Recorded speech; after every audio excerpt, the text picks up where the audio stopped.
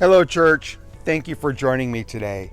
We're in this series, Neighboring, the Art of Neighboring, and today we're going to be talking about time.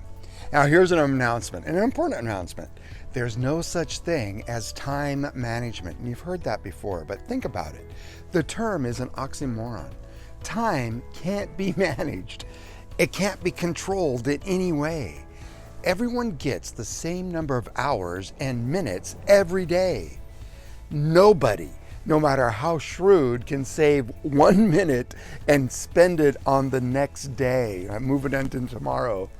No scientist, no matter how smart, is capable of creating new minutes. Look, I have 61 minutes this hour. Even with all his wealth, someone like Bill Gates can't buy additional hours for his day.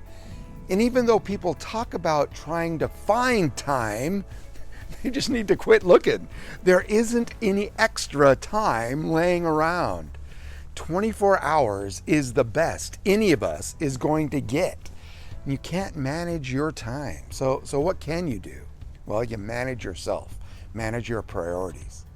Nothing separates successful people from unsuccessful people more than how they use their time. Now, successful people understand that time is the most precious commodity on earth, and that we all have an equal amount, and it's all that time is packed into identical suitcases. So even though everyone's suitcase is the same size, same 24 hours, a successful person gets a higher result out of their contents. And so the question would be why? As well, they know what to pack. Jesus got a lot done, and his life was not hurried. He had time for people and conversations. In fact, you might argue that his life was lived in hope of a conversation. Of all the things we have to give, time might be the most important thing. Ephesians 5:15 through 17.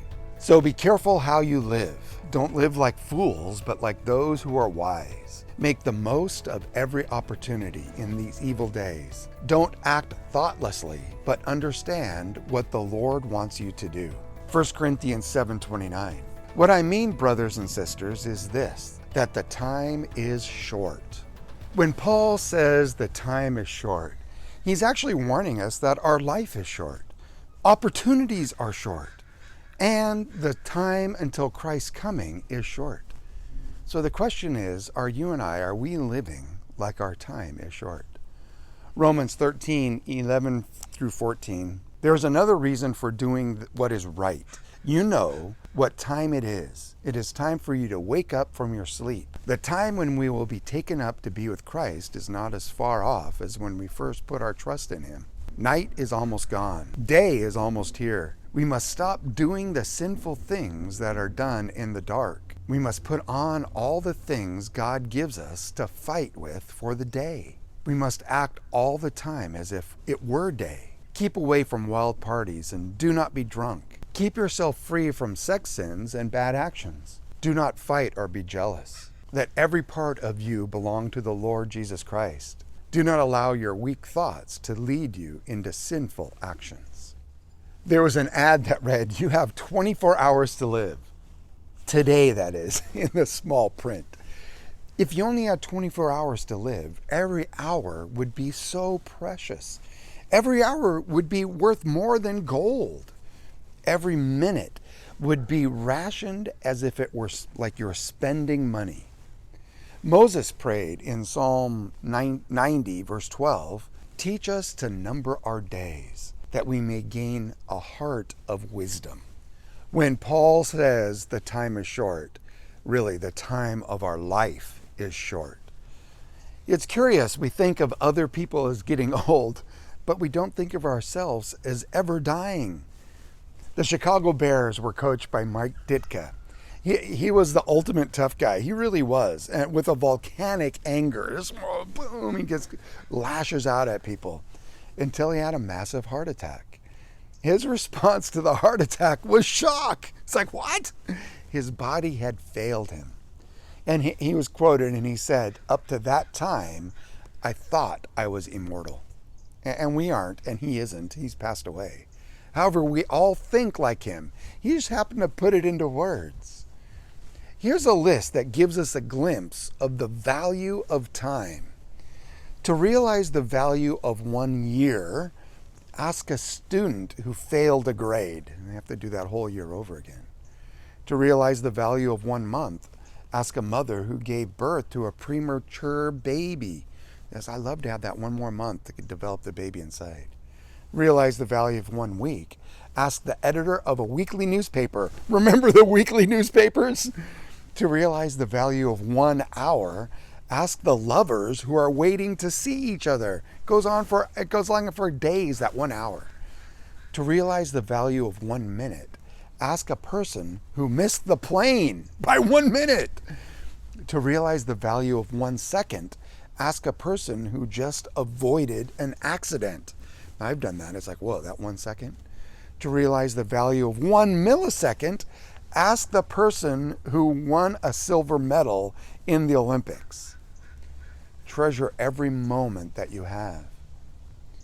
A man was told that he only had 3 minutes to live, and he went to his doctor, is there anything you do for me? And the doctor replied, well, I could boil you an egg. Nothing is so certain as death, and nothing is so uncertain as the hour of our death. Hebrews 9:27. And as it is appointed unto man once to die, but after this, the judgment. Job 15:5. A person's days are determined. You have decreed the number of his months and have set limits he cannot exceed. At death, we all cross from one territory to another. But those who have established a personal relationship with Jesus will have no trouble with their visa. Their paperwork is in order. Their name is in the book. Making your salvation sure should be your top priority, especially since the time of our opportunities is short. In C.S. Lewis, the Screwtape Letters, there's a legend about Satan and his demons planning their strategy for attacking the world that's hearing the message of salvation. The gospel is being preached, and they're trying to figure out how to short circuit that. One of the demons said, I've got a plan, I've got one. When I get on the earth and take charge of people's thinking, I'll tell them there's no heaven. The devil responded, nope, they'll never believe that.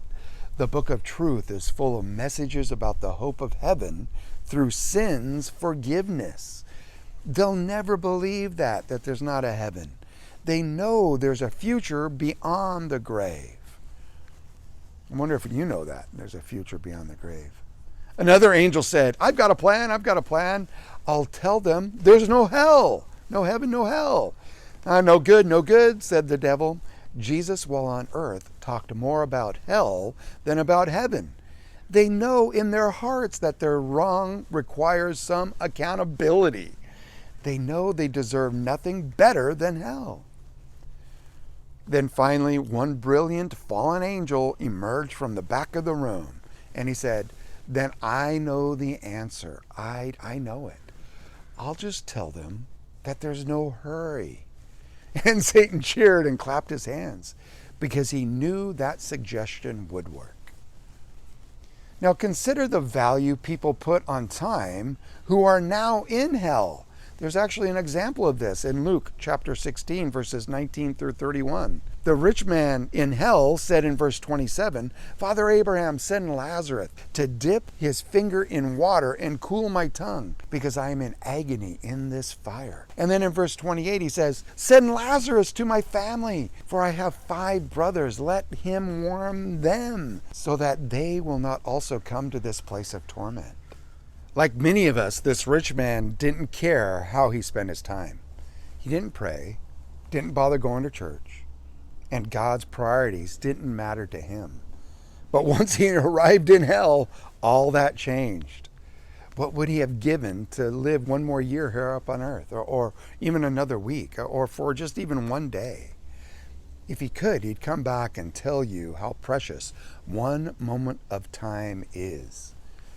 It's time to forgive those who have wronged you and wronged us. It's time to love our families, to love our neighbors. While we still have them, while we still have our families. It's time to serve God in every way we can, while we still can. Another way of looking at this is to rethink what love is. Love is spelled time, T-I-M-E.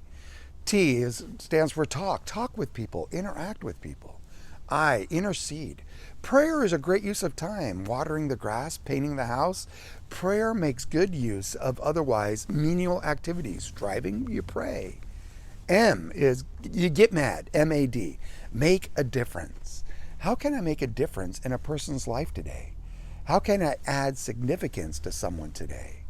E stands for engage. Take action. So there's 3 frogs on a log and 2 decide to jump off. How many are left? It's a trick question because there's actually 3 still. A decision is not an action. Do something. The most precious commodity we have is time. How we view our time can become a barrier or an open door to loving our neighbors. We have to take the time to love people. Loving people can be an interruption or an opportunity. It's all in how you view it. How do you view your time? The time to influence people for Jesus is quickly passing. Have you been accused of being too radical in witnessing? Oh, you talk about Jesus too much. Be more radical, especially because of our last point. The time of Jesus coming is short.